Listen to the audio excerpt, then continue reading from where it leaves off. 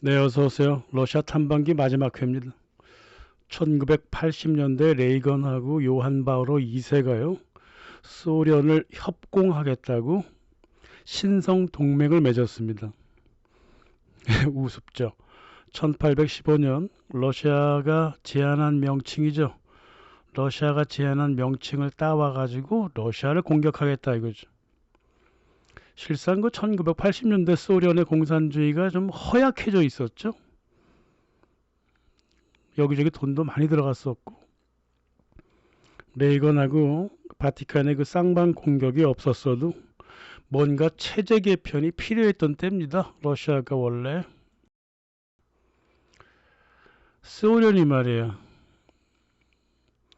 근데 이 러시아 사람들 이런 서방의 공격에 대응하는 방법 좀 보세요.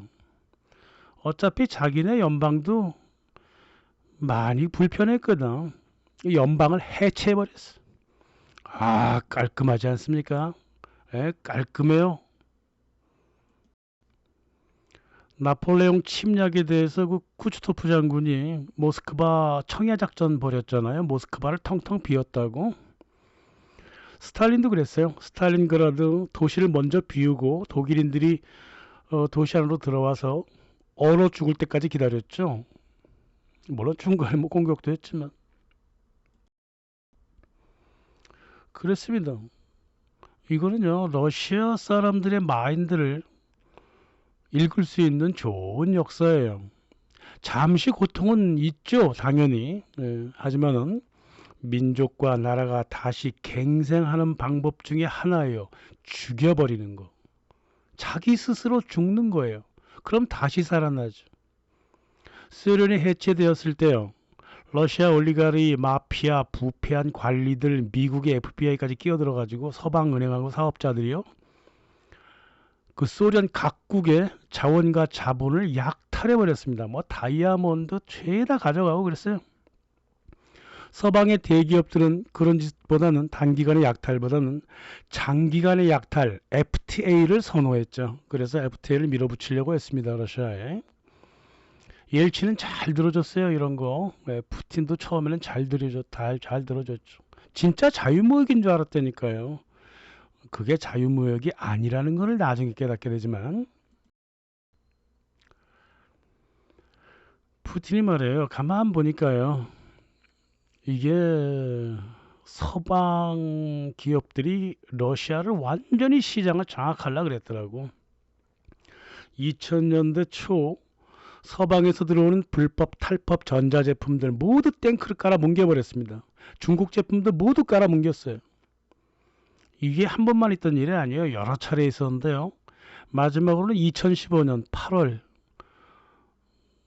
농축산물 모두 불도저로 밀어버렸죠. 8월 6일 날부터 밀어붙이기 시작했는데요. 농축산물, 뭐 돼지고기 같은 거, 스페인 과일들, 그 덤핑으로 들어온 것들 320톤을 첫날 갈아버렸습니다. 수천 톤의 외국 농축산물이 거름으로 변해버렸다고 말이에요. 이 러시아의 마인드예요. 자연을 존중하지 않는 그런 삶은 필요 없다는 거예요. 농업이라고 하는 것은 민족과 국가가 성립하는 가장 기초라는 사실. 이걸 러시아 정부가 알고 있었다 그 말이야. 농업이 뚫리면요. 제조업도 뚫리고요. 서비스업 다 뚫립니다. 한국이 대표적으로 보여주잖아요. 우루과이 라운드 이후에 한국에서 벌어졌던 시장 약탈이요. 이제 한국 사람들이 느끼지도 못할 만큼 약탈당하고 있다 그 말이죠. 이 약탈을 밀어붙인 게 김현종이라고 하는 사람이에요. 러시아는요, 자국의 농수산물을 철두철미하게 보호해 줌으로써 제조업이라든가 서비스업이 자국 내 서비스업이 흔들리지 않게 만들어 놨다 그 말입니다.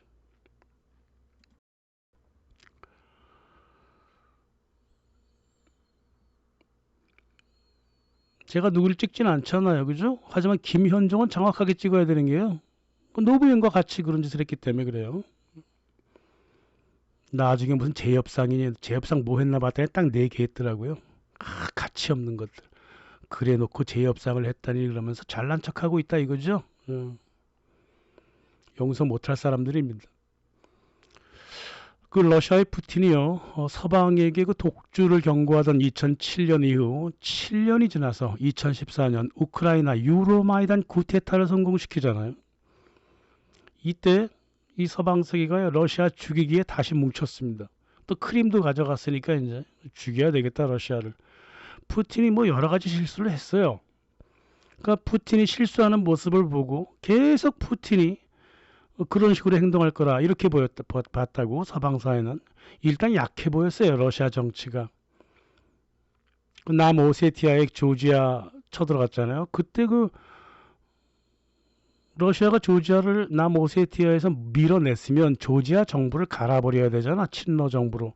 근데 친미리 정권으로 그대로 놔두고, 그래서 이 고통을 받는 거예요. 이 전형적으로 러시아는 그 주권을 존중하잖아요. 그 주권을 존중해 줬다고 조지아. 또 우크라이나가 러시아한테 그렇게 중요한 나라였다면 유로마이단 쿠데타를 막아야 되잖아. 가만 냅두고 2014년 소치 올림픽에서 흥얼흥얼 대다가 결국 이 워싱턴이 만들어 놓은 쿠데타에 먹혀버렸잖아요 우크라이나가. 그래서 이 사태가 벌어진 거다 이거죠. 또 돈바스가 독립투표한다 그랬을 때 그럼 투표해라, 크림반도처럼 우리 러시아가 가져갈게, 그러면 될 일을 갖다가 왜 자꾸 주저주저 하면서 하지 말라 그러고, 미न्스크 협정 곧 할 거니 그럼 기다려보라 그러고, 이거 서방이 준수해 줄 것이라고 순진하게 믿어버렸다. 그러다가 우크라이나에서 날아온 미사일로 애꿎은 시민들 수천 명이 죽었어. 이게 러시아가 하는 행동이 이따위 식이었다고요. 그러니까 속이 부글부글 끓어버린 그 폴 그레그 로버츠가 그랬잖아요. 푸틴한테 직설을 날렸어요. 서방 세계, 서방 엘리트들한테 그런 식으로 오냐 기는 게 아니라 그 말이에요. 이놈들은 깡패기 때문에 강하게 나가야 된다 그 말이에요. 제가 이거 뭐 몇 차례 말씀드렸기 때문에 뭐 출처도 필요 없어요. 폴 그레그 로버츠가 항상 하던 말이기 때문에. 미국 정보기관하고 주류 미디어가요, 미국 대선에 러시아가 개입했다는 둥, 도널드 트럼프가 러시아와 커넥션을 갖고 있다는 희대의 거짓말을 일삼았잖아요. 그래도 러시아는 가만히 있었어요. 오죽했으면 오히려 미국의 그 CIA하고 FBI 요원 51명이 그거 가짜뉴스 우리가 만든 거다라고 스스로 고발해버렸잖아요. 우크라이나, 그루지아, 루마니아, 몰도바 선거에 개입한 이들은 정작 미국이었잖아요. 오늘 한국 대선이거든요. 뭐 선거 감시단인지 무슨 듣보잡 같은 인간들이 와서 앉아있더라고요. 이 뭐 하는 놈들이에요 이놈들?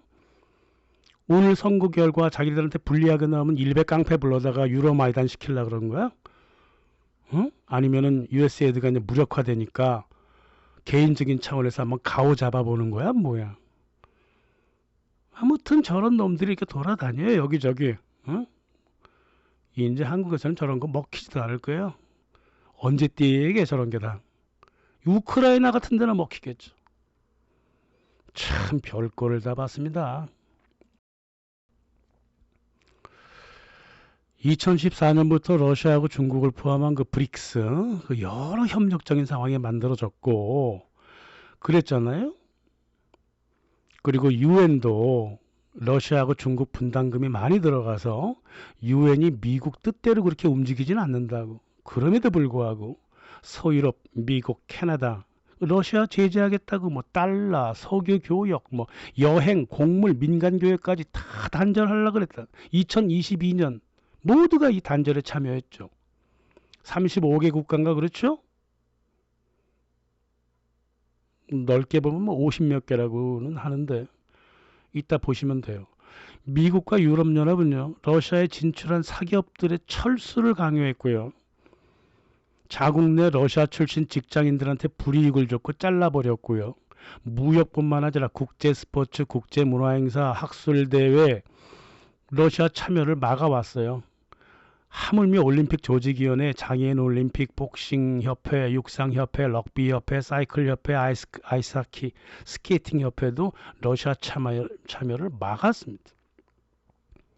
2014년부터 뭐 이미 루블화를 폭락시켜 놨고 있었고요. 중국을 포함한 글로벌 사우스 국가들이 여기에 반대하고 응? 유엔하고 국제기구에 중국과 러시아의 영향력이 계속 커짐에도 불구하고 이따위 행동을 했다 그 말이에요. 어? 러시아 제재에 참여했다고요. 이거 러시아가 다 알고 있습니다. 2022년 서유럽하고 미국의 그 대형 금융 항공기 뭐 이런 제작 회사들 러시아 경쟁 민간 기업들이 러시아로부터 철수했습니다. 첨단 사업에 그 종사하던 러시아 외국 기술자들도 떠났어요. 전쟁 초기에 한 7만 명이 떠났다 그래요. 기술자들이 떠났기 때문에 러시아로서 되게 힘들었죠. 핀란드 정부 계산으로 2024년까지 한 70만 명 떠나지 않았느냐. 기술 인력이 그렇게 추정을 했어요. 물론 너무 높죠 수치가. 저는 이런 수치 믿지 않습니다. 어떻게 70만 명이나 떠나버립니까? 자기 생활의 터전을 버리고. 그래도 나간 건 나간 거예요. 뭐 사장님이 나오라는데 뭐 당연히 나오겠죠. 한국인들도요 교민이 17만 명이 있었는데요. 뭐 주요 기업인들 다 떠나고 지금 12만 명 남았으니까 한 5만 명 떠났나 봐요. 그 사이에 경제 제재 물품이 2만 4천 개로 올라갔어요. 앞으로 또 하겠다잖아요. 이번 연도에 러시아 에너지 금융을 또 옥죄겠다 그래. 진해 옥죄는 거 지난 3년간 경험했으면서 또 그러겠다는 거예요. 그러니까 같이 죽자는 거야. 유럽 놈들은요. 예. 그렇게 러시아가 무섭고 싫은 거예요. 그 유관 회사를 수천씩 거느렸던 그 BP, 쉘, 엑선모빌 이런 거 석유 대기업, 또 투자자문회사 스테이트 스트리트 뱅가드, 맥킨지, 뭐 BCG 같은 컨설팅 회사들 모두 떠났고요. 비자, 마스터카드, 아메리칸 익스프레스, 악사, 뭐 결제보험회사 모두 떠났습니다. 모두 달러와 연관된 것들은 죄다 떠나버렸어요. 인텔, IBM, 뭐 델, 메타, 애플, 알파벳, 이베이, 첨단통신 유통기업도 영업을 정지하거나 떠나버렸습니다.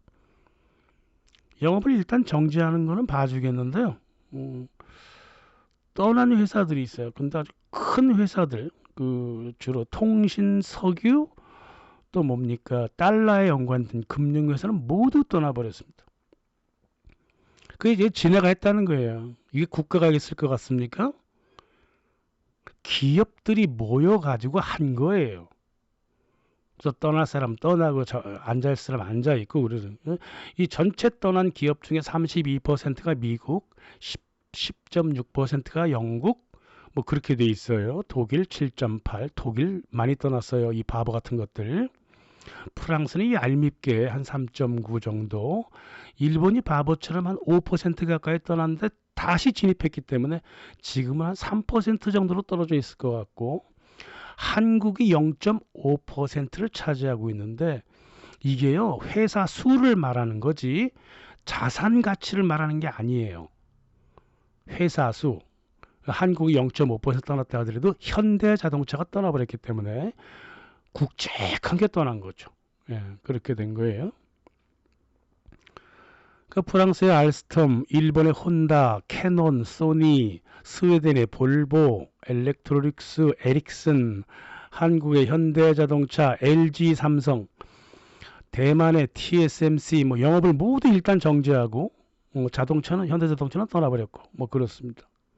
미국의 금융하고 석유 기업 뭐 넷플릭스, 나이키, 토요타, 닛산, 이케아, 노키아, 프랑스의 LVMH 굉장히 최대 기업 이거 떠나버렸습니다. 유니레버, 벤츠, 맥도날드, KFC, 스타벅스, 코카콜라, 지멘스, 슈나이더가 철수를 해버렸어요. 한 1000개 정도가 러시아를 떠났습니다. 나머지는 일단 영업을 중지하고 있거나 기회를 보거나 아니면 재진입하는 아주 얄미운 기업들도 있고요. 그렇게 되어 있습니다. 도대체 이런 일이 어떻게 벌어졌을까요?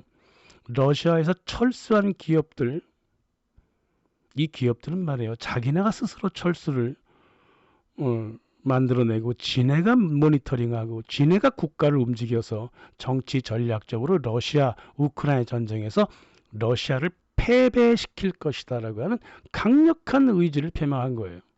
그래갖고 러시아를 깡그리 가져가겠다.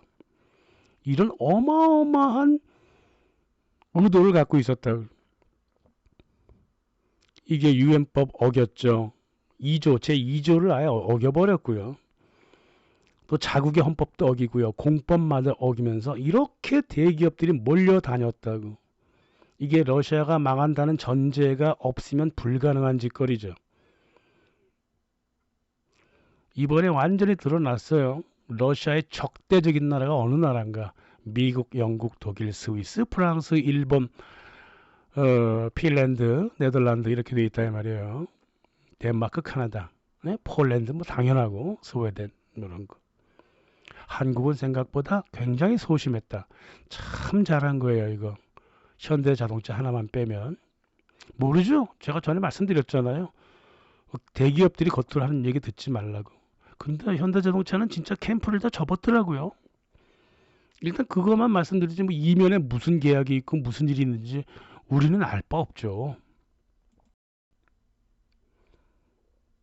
2002년, 2023년 사이에 유럽 정부들이요 인지 부조화가 절정에 달해가지고 독일, 프랑스, 영국처럼 그 전통적인 반러 국가뿐만 아니라 폴란드, 리투아니아, 라트비아, 에스토니아, 스웨덴, 핀란드 같은 조물애기 정부들도 조 바이든 미국 정부하고 발맞춰 갖고 러시아 패배에 국군을 걸어버렸어요.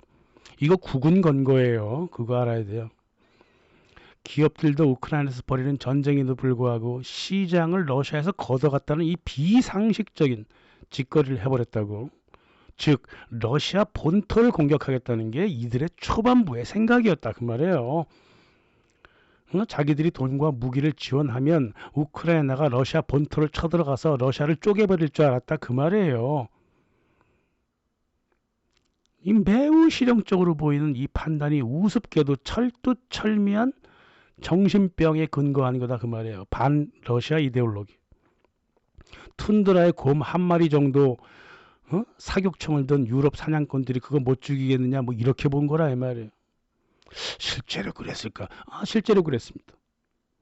아무튼 이렇게 경제 제재에서 러시아가 입은 2022년에 입은 첫 해의 손해가 400억 달러, 유럽을 포함한 서방 측이 1200억 달러 손해를 봤어요. 자기네가 손해를 봐도 러시아가 손해보면 좋다는 이런 분열증에 빠져 있었다 그 말이죠. 러시아 정부는 계속 방어적이었죠. 아주 치밀하게 재정정책하고 통화정책을 실시를 했어요.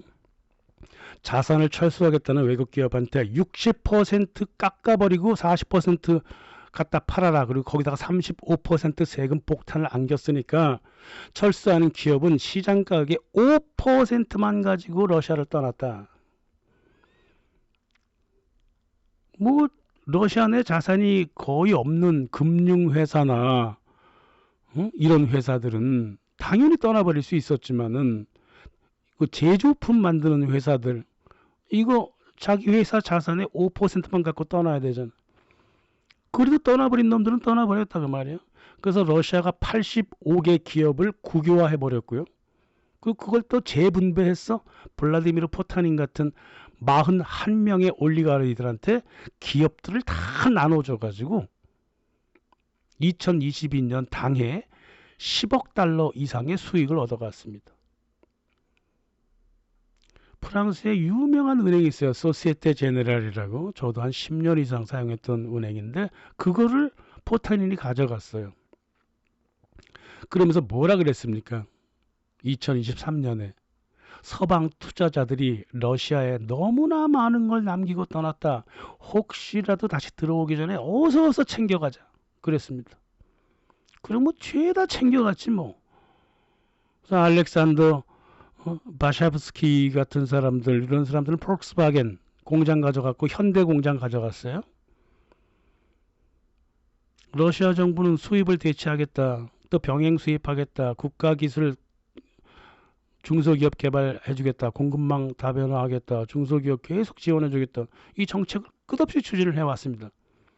그래서 소비재 수입이 18%로 떨어졌기 때문에 아무리 수입 경제 제재가 있다 하더라도 그 물품 그 자체로만은 러시아를 굴복시킬 수가 없었다 그 말이에요.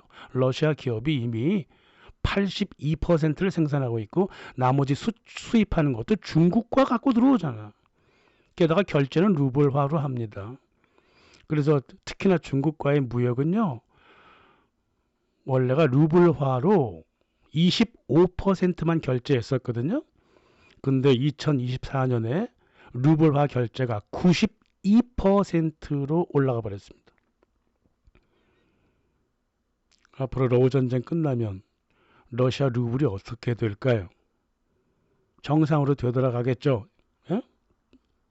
35원으로. 지금 17원이거든요. 어디다 투자하셔야 됩니까 지금? 저는 투자 같은 거 얘기 안 합니다만 제가 벌어봤기 때문에 루블 갖고 말씀드리는 거예요. 유럽에서 생산하는 소비재는요. 러시아에 더 이상 필요가 없습니다. 중국 제품으로 충분해요. 이제 중국 제품들도요. 옛날처럼 그렇게 엉터리가 아니에요. 잘 만드는 편이에요. 아직도 뭐 하자들이 좀 있지만 하이얼 같은 거. 대다수 중국 기업은요. 잔류를 해버렸어요. 중국은행 BCC인가 BC 뭔가 그거 잠깐 처음에 떠났다가 다시 들어갔고 그 잔류했던 서방 기업들은 뭐 떼부자가 돼버렸습니다. 프랑스의 그 유통업체 오샹, 예? 또 라코스테, 독일의 브라운, 이탈리아의 베네똥, 미국의 게스, 일본의 가와사키, 야마하, 미쯔비시, 미쯔이, 한국의 포스코 잔류했습니다. 그래서 한국을 얼마나 벌었는지 모르겠는데 다른 나라 기업들은 뭐 어마어마하게 돈을 벌었답니다. 러시아의 자동차하고 전자제품 시장을 장악했던 현대, 삼성, LG 이거 중국이 뭐 거의 다 차지해 버렸고요. 이미 다 차지한 거예요. 끝났다가 봐야 돼요. 미국이 버려버린 그 소비재 시장은 모두 러시아 기업이 장악을 해버렸습니다. 달러 유통망인 그 스위프트 달러 사용량이요. 통화 총량의 49%로 떨어져 버렸습니다. 80%였다. 달러가 망해버렸다 이 말이에요. 이 사이에. 이쪽 시장에서는 그렇다 그겁니다. 러시아, 중국, 중앙아시아, 아프리카 시장에서는 달러의 영향력이 50% 이하로 떨어져 버렸다 그 말입니다. 2024년 10월 카잔에서 그 러시아가 주최해서 36개국이 그 브릭스 정상회의를 열었잖아요. 응? 브릭스뿐만 아니라 알제리, 벨라루스, 뭐 볼리비아, 쿠바, 인도네시아, 카자흐스탄, 말레이시아, 나이지리아, 태국, 터키, 우간다, 우즈베키스탄, 베트남 등이 동참을 했다고요. 어떡하려 그래? 예? 참 그렇게 눈앞에 2, 3년 후에 미래도 못 보는 놈들이다 그 말입니다. 이 서방 세계가. 이제 망하려고 작정을 한 거죠. 뭐. 아직도 이 러시아, 중국도 기후변화, 팬데믹, 국제 마약 테러리즘, 뭐 페미니즘 아직까지도 젖어 있어. 2030 아젠다에 아직도 속고 있다 그 말이야. 속고 있는지 속는 척 하는지 유엔을 먹어버리려면 일단 2030 아젠다에 따라가는 척을 해야 되기 때문에 따라가는지 저는 잘 모르겠어요. 하지만 일단은 국제협력의 규칙 기반 질서 같은 앤서니 블랭킨의 그 멍청하고도 어처구니 없는 정신 상태가 아니라 다자성을 기본으로 한다고 했기 때문에 일단 이런 문제들도 강요하진 않을 거예요. 기후변화 문제, 팬데믹, 테러리즘, 페미니즘 절대 강요하지 않는다고. 이미 뭐 러시아, 중국이 떠나버렸잖아요. 많은 부분. 그리고 브릭스 내에 그 금융협력 체제를 주장해갖고 달러를 계속 약화시키고 있다. G20에서 글로벌 사우스 역할을 계속 강조했죠. 중국과 러시아가. 안보리는 그대로 가져가겠다고 했습니다. 그래서 안보리에서 유엔을 가져가겠다는 생각을 하고 있는 거예요. 지금 중국과 러시아가. 모든 경제 제재를 다 걷어내라고 선언을 했고요. 아프리카와 깊은 협력을 가져가겠다고 강하게 주장을 했고요. 그렇습니다. 그래서 알프레드 자야스 전 유엔 고문이 그랬잖아요. 카잔 2024년 10월달 작년 카잔 그 회의 끝나고 나서 이거 큰일 났다. 이 서방 사회가 아무것도 아는 게 없구나. 개야 치서라. 그래도 마차는 간다. 이러면서 글로벌 사우스의 움직임에 움직임을 무시하는 서방을 되게 조롱을 했죠.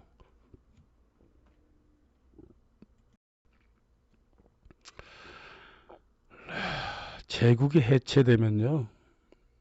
해체될 뭐 되면 몰라도 몸집이 큰 단일 국가는요 무너지는 경우가 극히 드물어요. 인구가 소멸되거나 자국민 문화가 붕괴되어 가지고 이민이 벌어지고 주권이 상실되거나 뭐 이렇게 되는 경우가 있었죠. 하지만 러시아는 그런 나라도 아닙니다. 러시아 사람들은 소련 시대를 70년을 거쳤어도 100년 전, 200년 전 고골, 체홉, 푸시킨, 톨스토이가 기록했던 러시아 문화의 심성을 그대로 가지고 있어요. 다른 게 하나도 없습니다. 러시아는 누가 뭐래든 자기 갈 길을 갑니다. 외부 침략에 한 번도 진 적이 없어요. 러시아의 초록색은 자연의 색입니다. 자연이 영구적으로 가듯이 한 번 태어난 러시아인들은요 영구적으로 갑니다. 영혼 자체가 그래서 그래요. 항상 그렇게 자연과 함께 하기 때문에 영혼도 역사적으로 이어가고 있다 이거죠.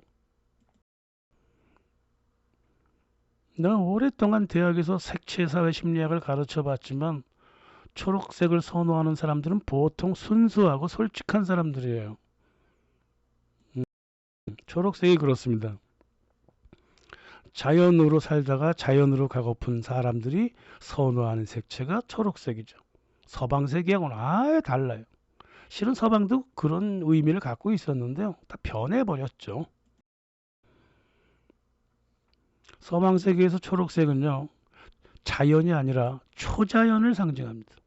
이슬람 악마들, 독극물, 헐크, 슈렉, 우주영화, V, 몬스터 주식회사, 달러도 실은 악마잖아. 악마적 개념을 갖고 있어 그렇게 초자연을 상징한다. 하지만 러시아는 안 그래요. 순수한 자연 그 자체를 상징하기 때문에 실제를 중시하는 러시아 사람들의 마인드에 맞죠. 러시아 군복의 본색도 초록색이에요. 자연 위상색이기도 하죠. 하지만은 심리적으로 본다면 군인이라면 언제든 자연으로 돌아갈 수 있다는 목숨을 바치겠다는 그런 의미도 있다고 말이에요. 이 초록색에는 러시아가 그렇다는 겁니다. 그래서 러시아는요 길을 벗어나지 않죠. 실제의 길도 그렇고 인간의 길도 모두 자연 속에서 자연이 허락한 만큼만 걸어갈 뿐이다 그 말이에요. 러시아는요 길이 굉장히 아름다워요. 자연 속에 함께 묻혀 있어 그래요. 2014년 이래 보여준 서유럽의 그 대러시아 외교 경제 제재는 전혀 자연스럽지도 않고 매우 미국의 그 규칙 기반 질서라고 하는 엉터리 인공적인 행동이었다 그 말이에요. 길이 아니면요 우회로로 돌아가면 되잖아요. 그렇습니다. 누군가 길을 막으면 우회로로 걸어가면 돼요. 자기가 처음으로 걸어가는 길이겠지만 그거 어렵지 않아. 역사에 족적을 남기잖아요. 이미 영국의 100개 기업이요 우회로를 통해 갖고 러시아와 교역을 했습니다. 100개 기업이요. 유럽의 상당수 대기업들도 중앙아시아를 우회로 해서 교역을 했습니다. 중소기업들은 아예 러시아하고 직접 교역을 했고요. 일본은 뭐 여러 통로를 통해서 교역을 이어갔습니다. 처음에는 무서워서 몇 개 회사들이 나왔잖아요. 도요타가 나가버렸어. 그러다가 다시 들어갔어요. 미국 기업들도 다시 진입을 서두르고 있고. 글로벌 사우스 국가들 있잖아요. 36개. 제재에 참여하기는 그런 제재를 막았어요. 교육을 더욱더 확대했습니다. 여러 가지 방법이 있어요. 우회하는 방법은. 어떻게 시장에 유통망이 딱 정해져 있는 줄 알면 안 되죠. 러시아는 그런 나라입니다. 가톨릭 정교회는 말이에요. 교회를 구원의 장소로 안 봐요. 이게 복음주의 미국 개신교와 달라요. 산자와 죽은 자가 서로 대화하는 곳이 바로 교회예요. 러시아 가톨릭 정교회는요. 성찬이나 예배보다 개인적인 기도를 더욱더 중시합니다. 교회 들어가 보세요. 다 개인적으로 기도하고 있습니다. 죽어간 자기 조상과 서로 소통하고 그렇습니다. 뭘 구원을 바래요? 자연으로 돌아갈 사람들이.